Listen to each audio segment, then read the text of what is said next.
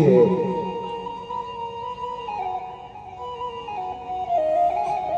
भजन करती नहीं है और पाखंड करती है, पूजा करती है, लेकिन सदगुरु का भजन नहीं करती। और जिंदा नाग जब घर में निकला और मूर्ति नाग की बनाई हुई है और उसकी पूजा कर रहा है, और जब वही सेम टू सेम नाग जब घर में आ जाए तो ले लाठी धमकई हो, अंधेरी दुनिया भजन बिना कैसे।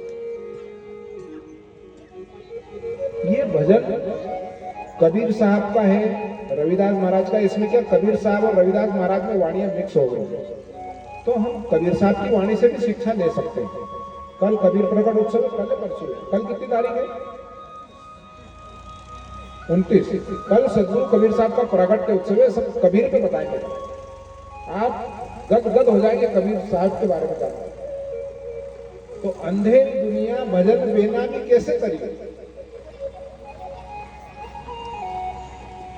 जिंदा नाग जब घर में निकले, मतलब ये भजन में इसको ढाल दिया है, लेकिन ये वाणी है परमात्मा की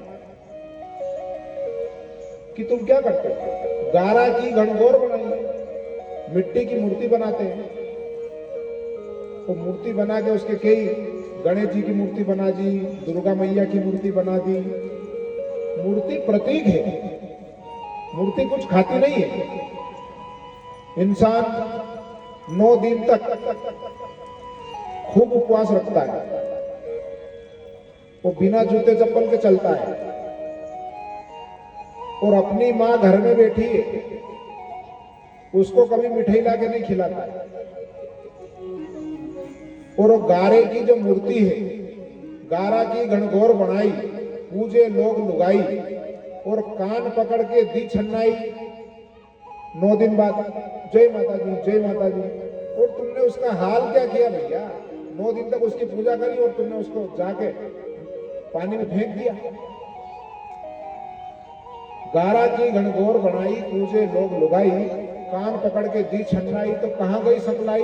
मतलब उसकी सच्चाई कहां गई? मतलब सदगुरु का कहने का मतलब ये है कि यदि उसमें सच्चाई होती तो वो तुम्हें कुछ कहती।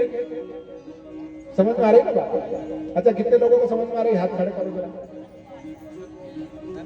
अगर उसमें कुछ सच्चाई होती तो वो तुम्हें कुछ कहती कि मुझे मत फेंको, या मेरी पूजा मत करो, ज्यादा मत करो, कम मत करो।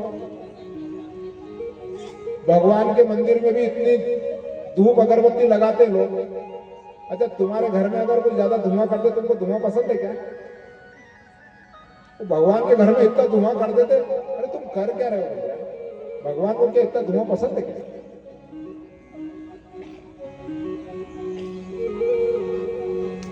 ये मनुष्य की चतुरता है।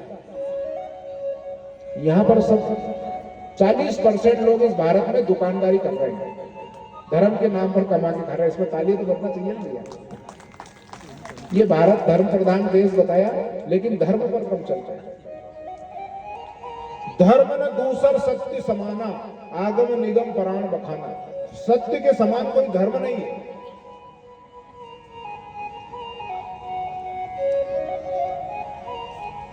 ये मैं वाणी, जो सदगुरु की वाणी है, उस पर बोल रहा हूं, मेरे मन से लगाकर नहीं बोल रहा हूं। गारा की गणगौर बनाई, पूजे लोग लुगाई, कान पकड़ के दी छन्नाई, तो कहां गई सकलाई? उसकी माँ बैठी है कि बेटा मेरे को 1 गिलास पानी दे जा, तो वो तो गर्भे में जा रहा है कि नहीं, हम तो वहां जाएंगे। तो दुनिया अभी संतों से अपरिचित है, और संत ऐसे लोग बनकर बैठे हैं जो इस दुनिया को पाखंड परोस रहे हैं। संतों को भी सिर्फ अपनी दुकानदारी से मतलब है, वो सत्य बताना नहीं चाहते, और सत्य बहुत लोग जानते हैं लेकिन वो बताना नहीं चाहते। चलो आइए हम अपनी एक वाणी को समझते हैं। ये प्रश्न नंबर 486, ध्यान से समझना।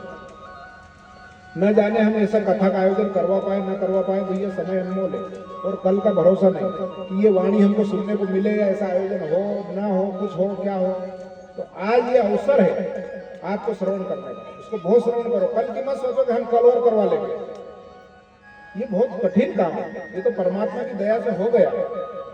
तो मीन मृग भृंग पंतंग कुंचर, अब ये सदगुरु की वाणी अटपटी है, लेकिन इसको सरल करके हम बोलेंगे, मीन मृग भृंग पंतंग कुंचर एक दोष विनाश, पांच दोष असाध माही, तिनकी कितनी आस। ये क्या है? ये इसलिए तो इसको नहीं पढ़ते लोग क्योंकि ये समझ में ही नहीं आती। अब अपन कहते हैं कि पढ़ा करो समझा करो, इसको समझाने वाला मास्टर नहीं है। मीन यानी मछली, मीन, भृंग यानी भौरा, जो लाइट पे पड़ता है ना भौरा, भृंग पतंग, पतंगा, भृंग कुंचर, कुंचर यानी हाथी, एक दोष विनाश। ध्यान से समझना बहुत गहराई से। पांच दोष असाध जावई, तिनकी कितनी आस। इन्हें मीन जो होती है, मछली पकड़ने वाले लोग क्या करते हैं, वो एक ऐसी डंडी बनाते हैं या फिर जाल बनाते हैं। वो डंडी में कुछ खाने का भोजन उसमें देते हैं और वो मछली खाने के लालच में आकर फंस जाती है और वो मछुआरा उसको किनारे पर लाकर उसकी जान ले लेता है। एक दोष था उसमें, क्या लालच था? खाने का। मृग, मृग यानी हिरन, मृग सुनने का बहुत आदी रहता है। मृग पकड़ने वाले लोग क्या करते हैं, हिरन पकड़ने वाले लोग एक डुड्डू भी बजाते हैं और एक उसके लिए पिंजरा बनाते, जाल। या आपके अंदर भी जाल है, जब तुम इसको समझ जाओगे सारा जाल फाड़ दोगे, काट दोगे, अपने धाम पहुंच जाओगे। ये हमारे महाराज जी रविदास महाराज बता रहे, मीन भृंग पतंग कुंचर एक दोष होगा। ये हिरण जो है, ये शब्द का बहुत आती है। मिर्गा नाथ शब्द का भेदी, शब्द सुनन को जाई, सोई सुधी प्राण दान दे, तनिक न मन में डराई, गुरु से लगन कठिन में भाई। जैसे मिर्गा लगन लगाता है, ऐसी लगन गुरु से हमको लगाना पड़ेगा। तो मिर्गा वो उसका शब्द का आदि हो गया, तो वो एक दोष में उसकी जान चली गई। एक दोष था उसके अंदर, पांच नहीं थे। एक दोष से मीन मर गई, मछली मर गई, एक दोष से हिरण मर गया। हाथी, हाथी को लोग क्या करते हैं, हाथी को स्पर्श का शौक बहुत रहता है।